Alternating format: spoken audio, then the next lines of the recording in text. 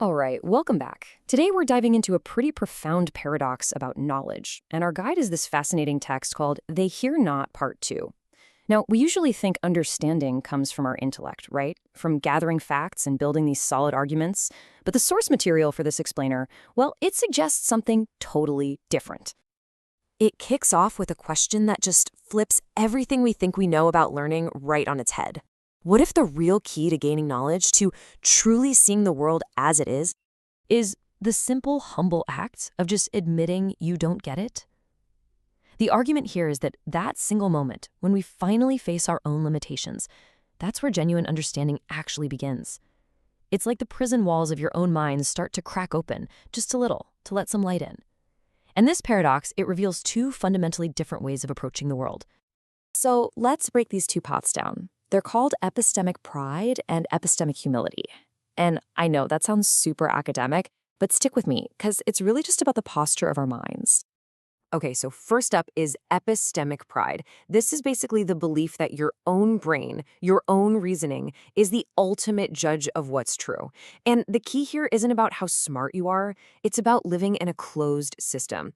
It's the assumption that if you can't wrap your head around something, it must be false. Your mind literally becomes the ceiling of reality, right? It's not a window to a bigger world.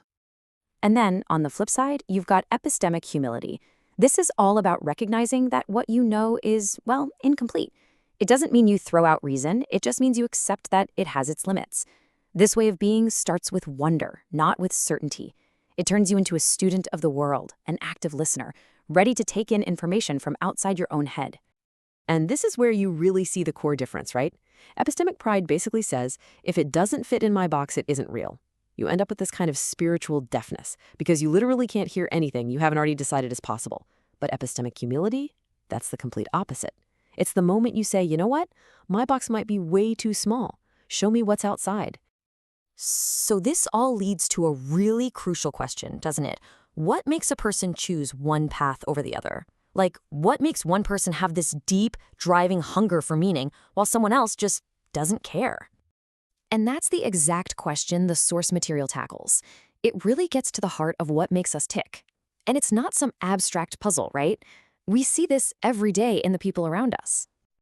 While the answer, according to the source, isn't simple, it's got a few different layers. It kicks off with agency. You know, all those tiny little choices we make every single day to respond to those little glimmers of light? This path is also shaped by a fundamental choice we all face: trust versus fear. Do you see letting go and trusting a higher truth as something that will complete you, or as a threat to your independence? And finally, the text even suggests that maybe, just maybe, some of us are wired a little differently from the start, with a greater spiritual sensitivity. But here's the thing. These individual choices, these paths we take, they don't just happen in a vacuum. The source argues they're all part of a much grander design, a theological framework that really defines God's relationship with all of us. And here we see two totally different ways of looking at God's character. On one side, you've got a Calvinist view where some people are just predestined for salvation and others for damnation right from the very beginning. On the other side, you have what the source calls the restoration view. This is a belief in a pre-existence, an atonement that's available to literally everyone, and endless chances to grow even after we die. You can see how the kind of God you believe in totally changes the game, right? One feels like the case is already closed. The other feels like the story is still being written for every single one of us. Okay, so this bigger picture leads us to what the source calls the single greatest irony in all of human history. It's a paradox so huge it becomes the very center of this whole worldview. And it all starts with one simple, staggering fact. The creator of life was murdered by his creation. I mean, just stop and think about that for a second. The source of all existence let himself be judged by people who only existed because of him, and they killed him.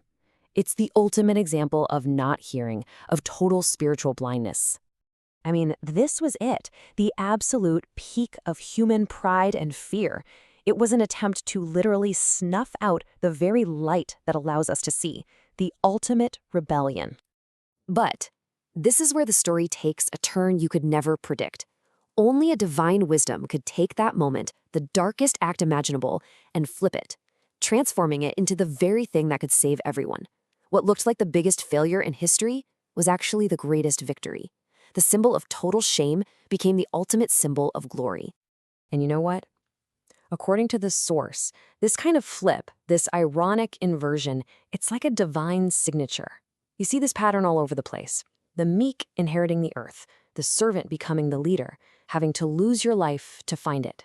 Where our human logic just sees a contradiction, this worldview sees a deeper, more profound truth. So all of this brings us full circle, right back to that central idea of listening, but not listening for noise. The source wraps up with this beautiful poem that suggests we need to be listening for something else entirely.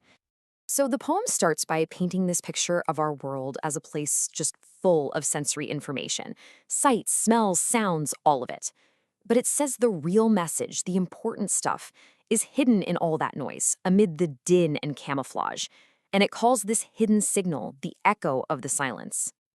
Then the next part dives into the paradox of our world, right?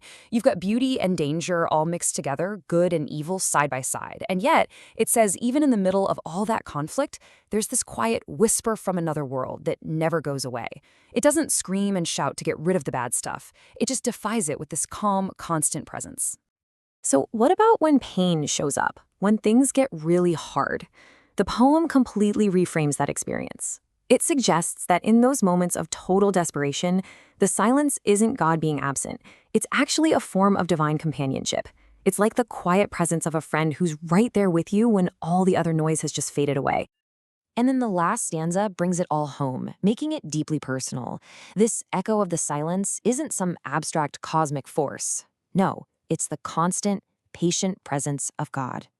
The poem suggests that our ultimate comfort doesn't come from a loud, booming answer to our prayers, but from that quiet realization that they've been right there with us the whole time. And this quote from the source's summary just nails the theme of this whole exploration. If a man could gaze into heaven for 5 minutes, he would learn more than he could by reading all that was ever written on the subject. I mean, that's it, right? There's a world of difference between the knowledge we collect with our brains and the understanding that's revealed to a humble, open heart. One fills your head, the other wakes up your soul. So that's where we'll end it. The ultimate takeaway here seems to be that real understanding isn't something you achieve through mastery. It's something you receive through surrender. It all starts the moment you have the courage to say, I don't know, and then actually truly listen. So I'll leave you with this to think about. In all the noise of your world, what is the silence trying to say to you?